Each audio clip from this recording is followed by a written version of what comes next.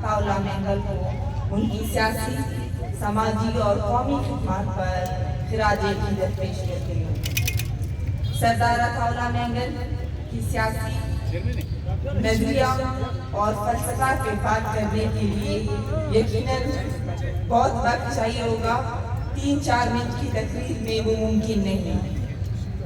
سردار عطاءاللہ مینگل نے اپنے نظریات اور قربانیوں سے یہ ثابت کر دیا ہے کہ وہ بلوچ تاریخ میں ایک حید ہے۔ ان کی قربانیاں بلوچ تاریخ میں ہمیشہ یاد رکھی جائیں گے۔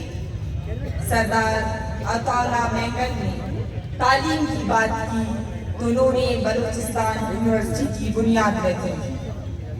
قومی خدمت کی بات آئی تو سردار عطاءاللہ مینگل نے اسمبلی سے سرداری نظام کے خاتمے کے قانون پاس کروایا۔ سردار عطاءاللہ مینگل کی نظریات ہمارے لیے مشعل راہ ہے، اور ہم آج بھی ان کی نظریے سے، ان کا جو نظریہ ہے، انہوں نے جو مشعل جو جلایا، اس کی روشنی ارسو پہلی شعور کی صورت، یہ سب ان کی قربانیوں کی بدولت ہے۔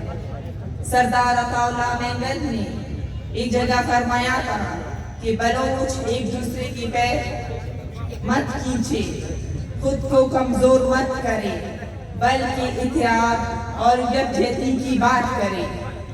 ضروری سمجھتے ہے کہ بلوچ سیاست میں سردار عطاءاللہ مینگل کی نظریے کا سہارا لے۔